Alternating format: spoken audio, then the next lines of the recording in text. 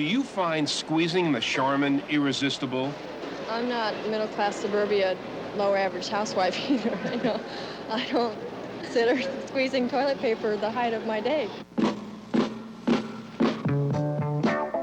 Do you find squeezing the Charmin irresistible? Well, David is going to find out. He's also going to challenge the Master Lock Tough Under Fire commercial, which claims its lock can stop a speeding bullet without opening. And he's going to expose the latest consumer fraud, the Circle of Gold chain letter. We'll have all this and more on David Horowitz Consumer Buyline. And now, here's David. Welcome.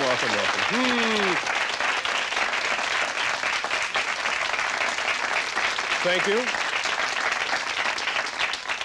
I want to thank you all for joining us. We have folks in the audience from Boston, from Seattle, from New York, of course from Los Angeles, and many other areas across the country, and thanks for making the trip. And wherever you live, you've probably seen that Master Lock commercial, you know, the one that shows a lock being penetrated by a bullet and it remains locked and secure. Well, listen to this. Now, I received a letter from our consumer horror file, which I'm carrying in my pocket tonight, and I just want to read you that letter. It says, I was surprised to watch and see your proof of Bic commercials. Now, you remember that? That's where we took the Bic lighter, we had a semi-trailer truck run over it, we planted one on the ground for 2 weeks, we dumped one in a can of paint, and guess what? Our commercial challenge showed that the Bic lighter worked after all that abuse. Well, our viewer goes on to say, I was thinking those master locks can't be as strong as they say they are. They say you can shoot a bullet at it and it won't open. Then shoot it here. And what our viewer did is he showed where they shoot it, here, and then he suggests I say shoot it here or shoot it here to see if it actually does splinter. And on the back it says, thanks, Chris Bowen. And Chris says he's 12 years old, and he says, PPS. Sorry, I'm so sloppy. Well, you want to know something, Chris? You're not sloppy because we were able to read your letter, and you are a very observant person. Well, Chris, that is exactly what we're going to do, as you say here. We're going to go to a rifle range and challenge that Master Lock commercial. We have a top marksman who, with a high-powered .30 caliber rifle, is going to aim and shoot right into this lock in exactly the spots you asked for, Chris. Will it pass our test? Will it really be able to take the tremendous explosive force of a high-powered bullet at 40 yards?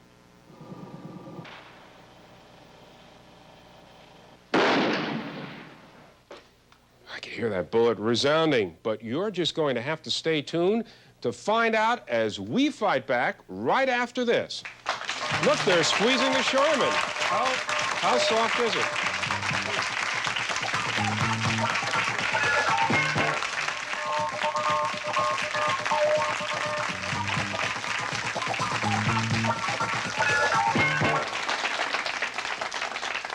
I want to tell you that you stand by the consumer horror file and you could actually feel the heat coming out from the complaints that some people have. Now, here's one of our pre-selected letters.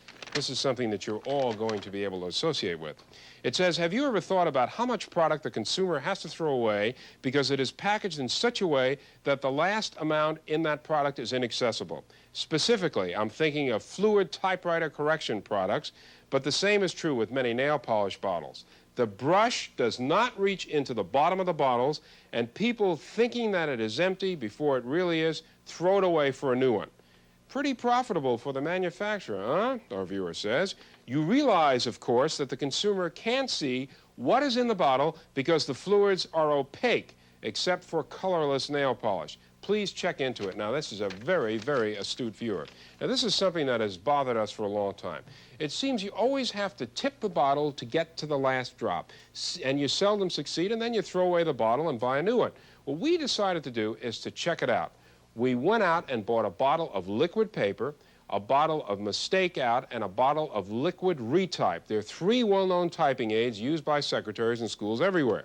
What we did is we cut the bottles into two sections so we could see just how far down those little brushes actually do go. And look at this, folks.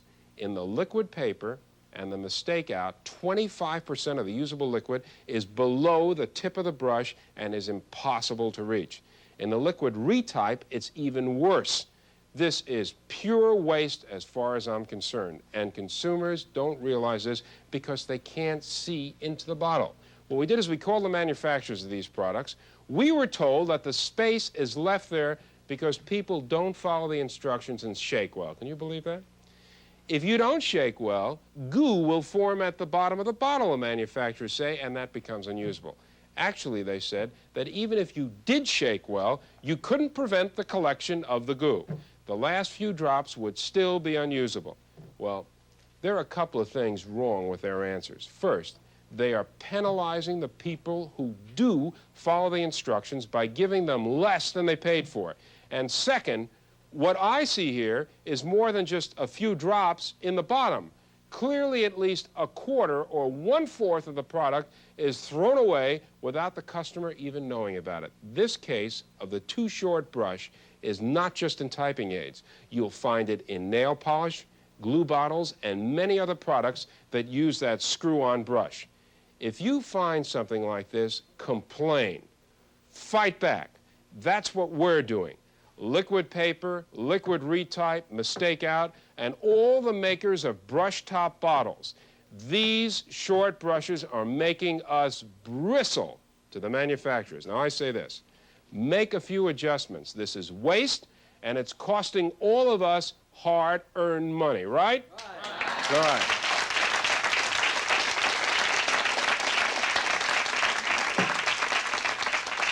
It never stops, does it, folks? And listen to this letter. It says, I have just endured one more time Mr. Whipple and his Charmin squeezers. I would like for a dozen people to be lined up in front of the Charmin display and be allowed the freedom to squeeze the Charmin. I would like for them to be questioned as to whether they have any mad craving to squeeze the big rolls of Charmin. Well, ask and you shall receive, because we did just that for you. We went to a market and headed for the Charmin display. Our crew found that they couldn't resist it, and they all had to stop and try it. We stopped and asked the first 12 people we met whether or not they had any mad cravings to squeeze the Charmin. Not really. No, I don't have any inclination to do that. It doesn't turn me on. Don't squeeze the Charmin. No. No, I have better things to do with my time than to squeeze the Charmin. No. I don't even look at it. I don't even want to see anybody squeeze it. I don't like commercials. Don't you want just one squeeze? No. No? No. Come on, Don't interest me. One squeeze. No. No! I don't want to squeeze the Charmin. It doesn't excite me. I don't care how soft toilet paper is. I just want it to do what it's supposed to do. I don't feel it's necessary. Squeeze the Charmin? No. You don't want to take one squeeze? No. Not even a little one. No? I've noticed I don't even buy it. No, I don't. I think it's dumb. I don't squeeze toilet paper. I'm sorry. It looks interesting on television, so I always have to do it to see if it's really true. Well, I see it advertised all the time, and I think it's a stupid advertisement. Do you want to squeeze it? No, Don't you want to try one? no, No? no. Boy, she really didn't want to squeeze the Charmin, and you want to know something? I can't blame her. Well, there you have it. What we did is we lined up 12 people, just like you asked, and 1 out of 12 actually did confess that she squeezes the Charmin. Now, we have had a lot of people tell us how silly they thought this commercial is. But you know something? It does what a commercial is supposed to do. It makes us talk about the product, and it probably sells a lot of Charmin, right? Yeah. It's the first time we've ever had people clapping for toilet paper. And it's not just a coincidence that our last bit of fun with Charmin concerned 12 people, because our next story concerns 12 people as well. Although our Charmin story was a little harmless fun, our next report, and I quote Deputy Attorney General Herschel Elkins, quote, clearly is not harmless fun, but a serious and massive deception. What I'm referring to is a chain letter that has been circulating all over the United States. It's called the Circle of Gold. It's probably the hottest scheme going on today, and you might be in possession of one of these letters yourself. It costs you $100, and it promises you up to $100,000 in just 12 days. Now, we've had numerous inquiries, hundreds of them, from our viewers all over the country wanting to know about the Circle of Gold. So what we've done is we have invited our resident expert, a real fighter for your consumer rights, to explain the facts behind the scheme. Let's welcome Herschel Elkins, the Deputy Attorney General with the state of California. Herschel, here you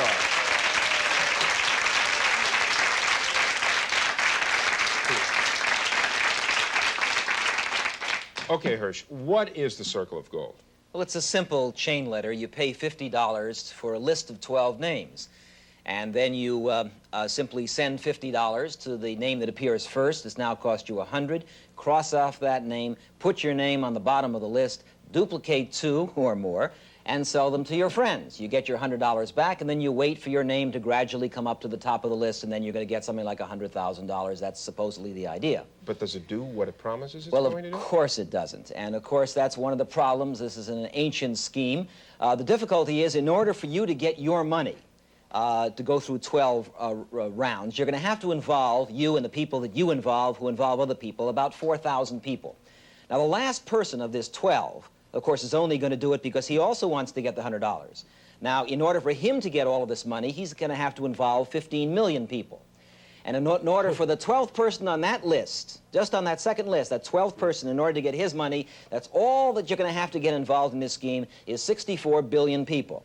That's all you need. 64 billion people. What this is, in effect, it really is like this. It's saying, let me pick your pocket. And then what you do is you pick the pocket of 2 other people, so you're not going to lose anything, and it's going to be great because everybody's going to make money. Well, eventually you run out of pockets, and eventually you run out of people. You can't make money out of nothing. Every time you make some money, it's because you're taking money from somebody else. It's as simple as that. Now, Hirsch, you know, when I broke this story, we got inundated with letters from lawyers, from all kinds of people, saying that when I said it was illegal, it was not illegal. Does this Circle of Gold and chain letter scheme violate state and federal laws? It clearly violates both state law in California and virtually every other state, and it also violates federal law. In California, for example, it violates a specific law against endless chains. It violates, this is technically a lottery and all the lottery laws. It also involves a massive deception in all of our false advertising laws. On the federal level, in the Volume 18 of the United States Code, it violates a number of provisions. A provision, again, involving lottery, another provision involving gambling houses if you're going to have these things in your own home for any length of time. It also involves their type of fraud. And it involves a violation of the federal law if anything goes through the mail. You don't have to send these letters. The gimmick that they use is don't worry about the federal. It's not a violation of the federal law because what you do is you give these things to your friends. The only thing you send through the mail is money. It doesn't make any difference. If the only thing you send through the mail is money, you're still using the mail in part for this type of scheme, and you violate at least 3 federal laws, and that's the reason that the Post Office Department is gathering so much evidence on it. And in regard to the state law, that's the reason we've already had arrests. Yeah, and that's the point. That is, this is so illegal that you can be arrested. Now, what is the offense as far as spending time in jail or the fine or what? Well, that varies. It is a misdemeanor. Of course, you can get jail time. In some cases, it depends on the statute you use, 6 months or 12 months. I don't know how many people are going to go to jail, obviously, who are just passing these things on. The government would usually be interested in getting the major people involved in it. The thing that really irritates me is that I have seen so many people, including some law enforcement officers and some members of various television network stations who happen to have purchased these, believing somehow or other that they can also make money out of nothing. I think it's unfortunate. And I think it's a dream that creates some question as to our standards to begin with. Now, Herschel, somebody has got to make money on this. Now, who benefits from this type of scheme? Who walks away with the loot? Oh, the first people who started, obviously. In San Francisco, for example, someone had rented a hotel room, and there were lines around the block for people to wait to get in. He made an awful lot of money on that first night just selling to those people. Also, there are those who decide they're going to place their name on near the top of the list. Instead of number 12, they're going to put their name on number 2 so they get some money back quickly. Sure, there are lots of ways of making money, but each person who makes money makes it only because he has cheated a bunch of other people. So what I say and what Herschel says is beware of friends or strangers carrying letters and telling you that you're going to clean up with a small investment, right? Right. Because it could be your next-door neighbor. It could also be your best friend. Right? Right. Let's thank Herschel Elkins.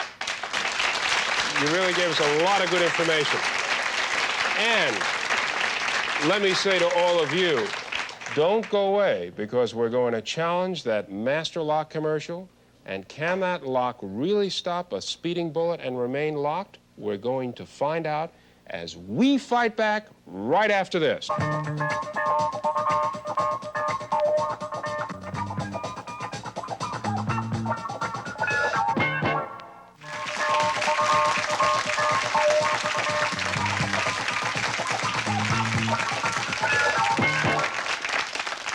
You know, it's really neat that we have young people, 12 years old, who are writing us letters like this, because you remember at the top of the show I read this letter from Chris Bauer, our 12-year-old viewer, and what he did is he wrote us asking to challenge the Master Lock commercial. You know, the commercial shows a Master Lock being shot right in the center with a .30 caliber high-powered rifle, and the lock does not open. Now Chris says in his letter that they are shooting it in the wrong place. They should shoot it here on the right or here on the left. Okay, Chris, you asked for it. Now it's time for the Horowitz Commercial Challenge.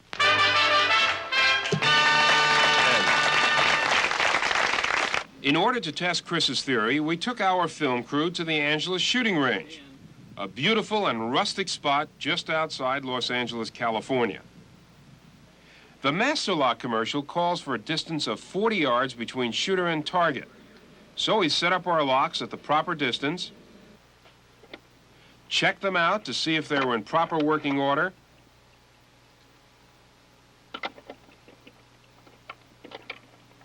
and got out of there fast.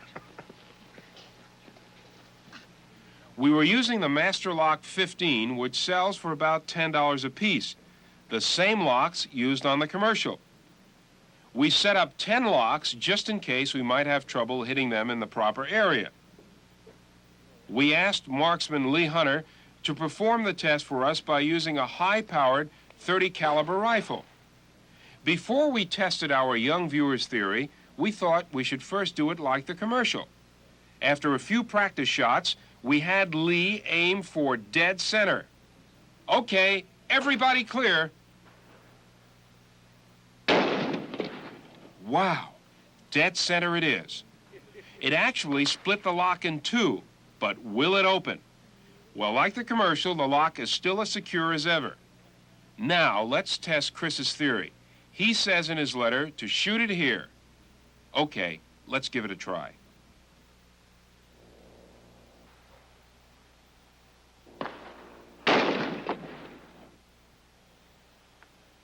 Sorry, Chris, that didn't do it.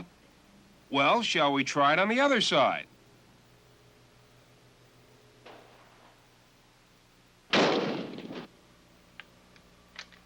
No, that didn't do it either. I guess it's back to the drawing board. But don't get discouraged, Chris. We were shooting locks all over the place to get them open. Right, bottom, side, to no avail. The locks just held in place. We then decided to concentrate on one lock and see just how many shots it would take to either open it or blow it away altogether. How many do you think it took? Now, to answer that burning question, we've selected 3 people from our studio audience to make that question a little bit more interesting. We've already shown you the commercial that passed our challenge. Now, let me show you what the locks look like. Look at this. Here, you can handle these locks. Look at these locks. Can you imagine that guy was a dead eye with that rifle? Look at those locks. Here, take a look at these. Isn't that incredible? Now, we're going to try to find out how many shots it took to open the lock. Okay, what we have here are Eric, Shirley, and Alice. They're sitting alongside of me, and I'm going to ask you, first of all, Eric, how many shots do you think it took? Oh, about 6. 6, okay. Shirley? I would say 5. 5. Alice? About the same, 5. All right, Alice and Shirley say 5. Now, let's see who comes closest. All right, here we go with the final test. How tough is it? Well, it's so tough that it took 1, 2, 3, 4 shots to finally knock open. Well,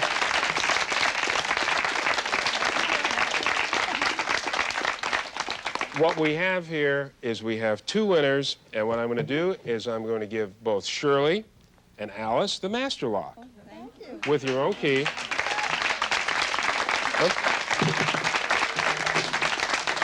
Now, I hope you're not going to go home and try to shoot this lock apart. I promise. I wish I had this last year. I needed it. Well, you have it this year. Now maybe you can use it. I'm going to give Eric one.